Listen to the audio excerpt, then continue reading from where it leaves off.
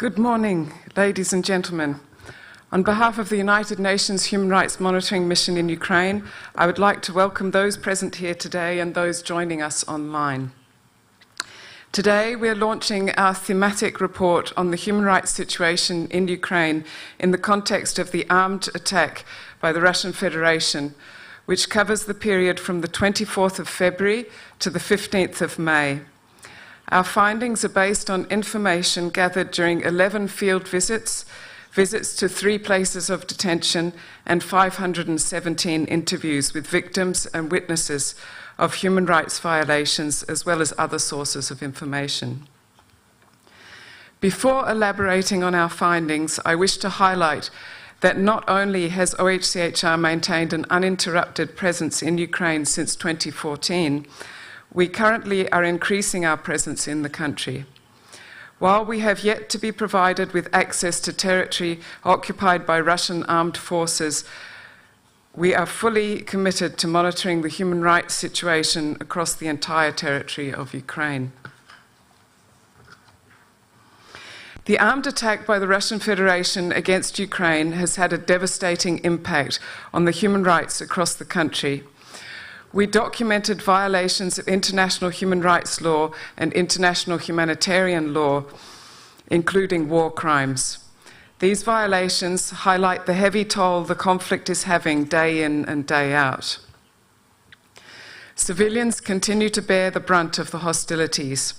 As of this week, we have documented more than 10,000 people who have been killed or injured. Among them, 4,731 people were killed, which included 1,812 men, 1,225 women, 134 girls, and 155 boys, as well as another 41 children and 1,364 adults whose sex is still unknown. I stress that the actual figures are considerably higher. Intense hostilities have also destroyed housing and other civilian infrastructure. Attacks impacting civilian objects not only endanger the lives of civilians, but also have left them living in degrading conditions and undermined their rights to health, education, housing, food, and water.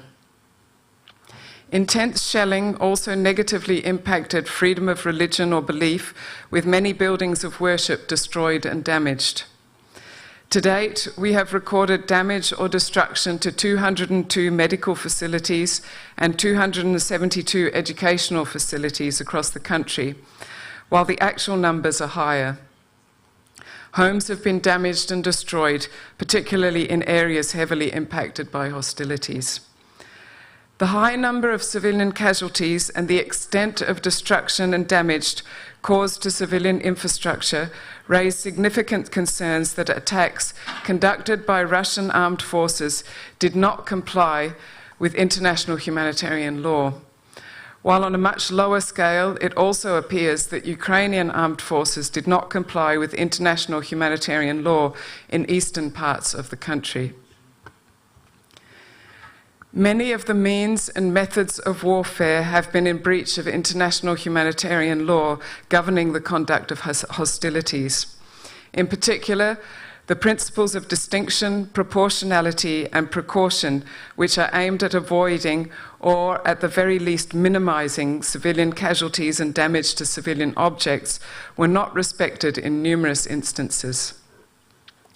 The vast majority of civilian casualties that we have documented since the 24th of February were caused by the use of explosive weapons in populated areas. Shelling from heavy artillery, such as multiple launch rocket systems and missile and air strikes, including weapons that carry cluster munitions, were used repeatedly.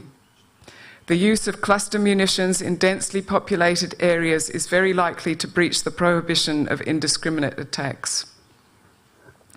The heavy toll that these weapons have had on civilian lives is evident from a number of high-profile incidents. On the 8th of April, cluster submunitions from a Tochka-U missile fell on the railway station in government-controlled Kramatorsk, killing 60 civilians and injuring 111. On the 14th of March, cluster submunitions from Tochku missile killed 15 civilians and injured 36 in the center of Donetsk city. The placement of military objectives near civilian objects and the use of human shields also raises concerns. The case of the village of Yagodny in Chernihiv region, which was controlled by Russian armed forces from the 3rd to the 30th of March, is an appalling example. 360 residents, including 74 children and 5 persons with disabilities, were forced by Russian armed forces to stay for 28 days in the basement of a school that the armed forces had been using as their base. As a result of overcrowding, lack of water and sanitation, 10 older persons died there. Several Ukrainian cities have been either fully or partially besieged by Russian armed forces and affiliated armed groups for varying periods of time, with devastating effects for civilians. The city of Mariupol and its residents have suffered unimaginable horrors. The destruction and damage to civilian objects in the city, including civilian housing, has been massive, raising serious concerns about compliance with international humanitarian law, particularly the prohibition on indiscriminate attacks. Though no words can transmit the horror that civilians in the city have had to live through, the testimonies of survivors or relatives of victims can at least provide an insight. One victim told us that at first the hospital was not touched, then they started shelling. Doctors were killed on the spot as they were doing operations. Another one said, "My brother went out to get water for my mother so that she could drink at least a sip a day.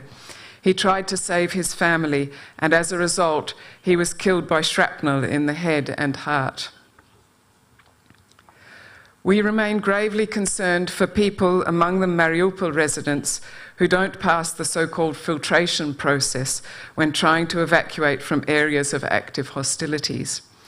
We do not yet have any information about the whereabouts and treatment of these people, but based on reports regarding their detention, consider that they are at high risk of being subjected to torture or ill treatment.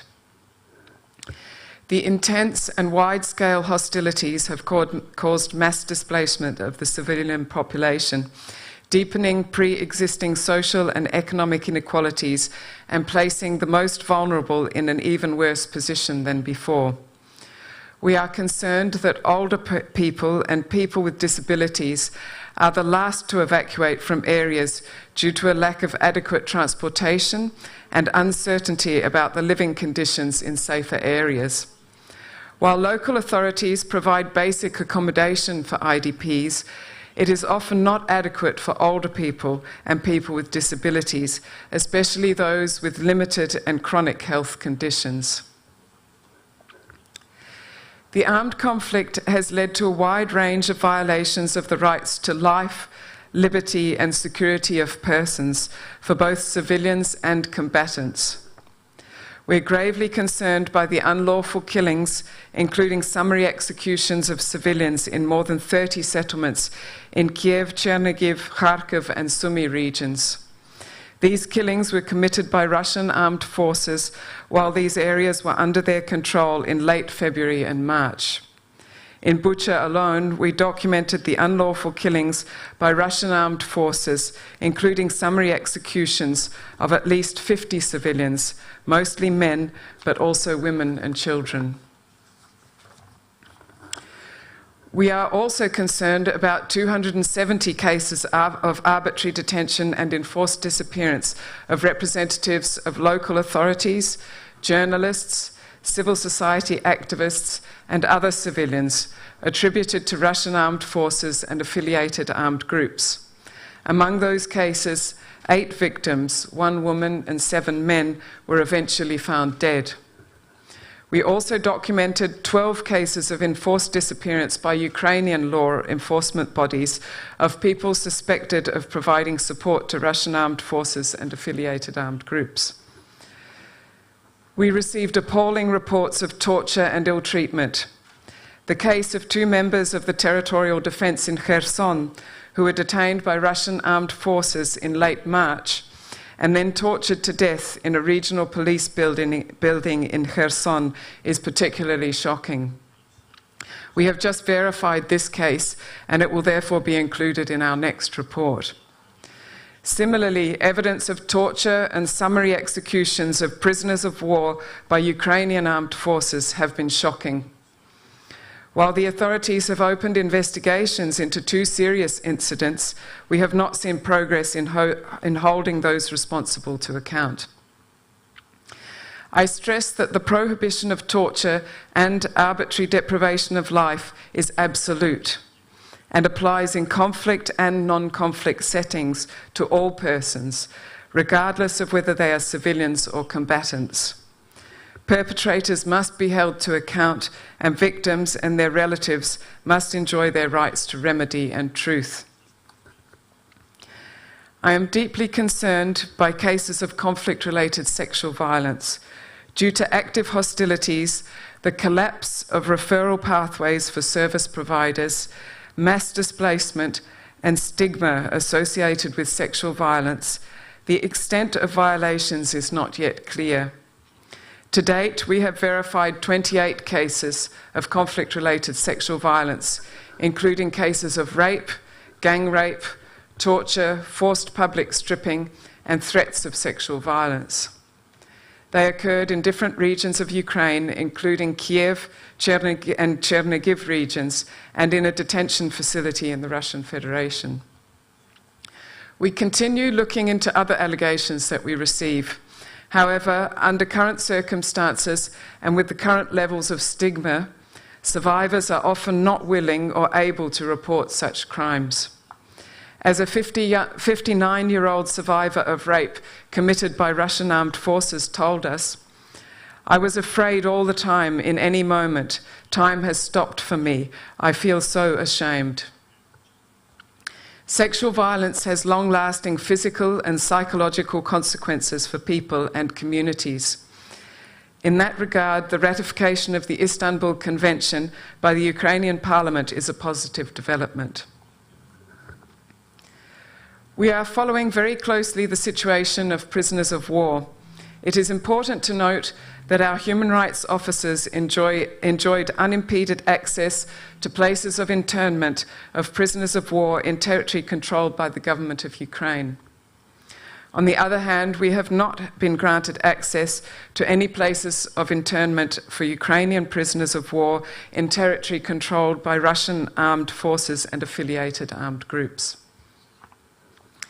We are also deeply concerned about the imposition of the death penalty on 3 men by the so-called Supreme Court in the self-proclaimed Donetsk People's Republic. The process that these men went through did not comply with fair trial standards, and in these circumstances could amount to a war crime. We also confirmed allegations of forced conscription of men of Russian-affiliated armed groups, by Russian-affiliated armed groups at the end of February 2022 in Donetsk and Lugansk. In one case, Russian-affiliated armed groups came to a factory to forcibly conscript workers and told them that they would be prosecuted if they tried to run away. Others were taken as they went to the shop to buy groceries. Forcing civilians to serve in the armed forces of a hostile power is a grave breach of international humanitarian law, and victims of forced recruitment should not be further victimized and face criminal prosecution by Ukrainian authorities for mere participation in hostilities. Freedom of expression has also drastically deteriorated. We documented 17 cases of deaths of journalists, media workers, and bloggers from hostilities, and recorded 14 cases of injured journalists. Many human rights defenders have been unable to perform their human rights work due to the ongoing hostilities and large-scale displacement. This has, in turn, deprived vulnerable groups of support. In Crimea, The already limited space to express dissenting and critical opinions was further curtailed by the introduction of new legislation. To date, we documented 41 cases of prosecution of Crimean residents for discrediting or calling for obstruction of Russian armed forces. Multiple media outlets previously accessible in Crimea have also been blocked since the 24th of February, which has seriously restricted the right to freedom of expression on the peninsula. In order to end the violations outlined in this report, the parties to the conflict must take measures to ensure full compliance with their obligations under international human rights and international humanitarian law. They must commit to protecting every civilian woman, man, and child, and those hors de combat. They must avoid using explosive weapons in populated areas without following the international humanitarian rules of distinction, proportionality, and precaution. In our report, we also urge the parties of the conflict to ensure timely and effective investigations into all allegations of violations of international humanitarian law and human rights, including torture, ill treatment, arbitrary detention, and sexual violence, and ensure that alleged perpetrators are duly prosecuted, including persons in positions of command. We also call on the parties to provide unimpeded and confidential access to OHCHR to all places of detention, including wherever prisoners of war are located. Immediate measures need to be taken to reduce the devastating toll of this conflict. Thank you. Dear journalists, if you have questions to Ms. Bogner, please raise your hand and introduce yourself, please. Вітаю, вам треба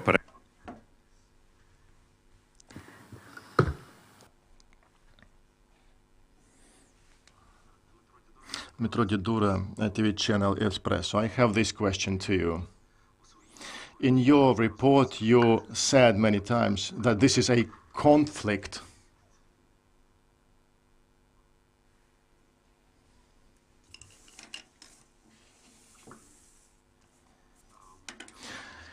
You said many times in your speech that this is a conflict. You don't call it a war, since Russia invaded Ukraine on 24th of February. Everyone calls it a war in Ukraine that has been lasting since 2014.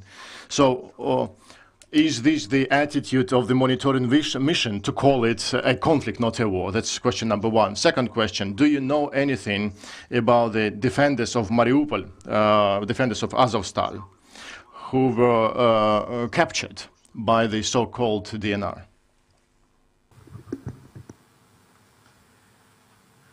Okay, thank you. In relation to the first question, the reason that we use the term conflict is because that's the term that is used in international humanitarian law. And this is the legal framework that we use. This is not a political judgment. This is not about naming it for any political purposes. This is just about the legal framework. Certainly, our office has used the term war in a broad sense as a descriptive term of what is happening. So we don't reject that term in any way. But our report is based on international human rights and international humanitarian law. That's why we use that legal terminology. In terms of the defenders of Azovstal, we don't have specific information. We have the same information that is in the public sphere. We are trying to follow up, trying to talk to families, and trying to get further information, but we don't have any further insights into their fate. More questions? Bettina Müller from RSI, Switzerland. Is it the first time that your office assesses sexual violence in this conflict? No, this is not the first time that we assess sexual violence. We've been looking at this issue since 2014, focusing on the conflict that was in the east of the country. We have published a report prepared in 2017, I think published in 2018, that looked at conflict-related sexual violence in terms of that conflict. Our main finding was that the overwhelming majority of cases of conflict-related sexual violence were occurring in the context of torture, usually in places of detention, either threats of violence or sexual violence that happened in places of detention. Obviously, since the 24th of February, the situation has dramatically changed, and we see a much wider range of conflict-related sexual violence cases in the current conflict. We have now, since the report was released, we have now documented 28 cases. We have verified 28 cases of conflict-related sexual violence. And as I mentioned in the presentation, it includes rape and gang rape. Women are the victims of rape and gang rape that we have so far documented. But there are other forms of conflict-related sexual violence where men are the victims. These are usually either in the context of torture and in detention, including threats of sexual violence, but also actual sexual violence, but also public stripping and other forms of sexual violence. But the victims of rape and gang rape have been exclusively women in terms of the cases that we have so far documented. More questions? Well, if there are no questions, probably we can invite journalists to get some comments personally. Thank you very much. Thank you for your attention. Thank you.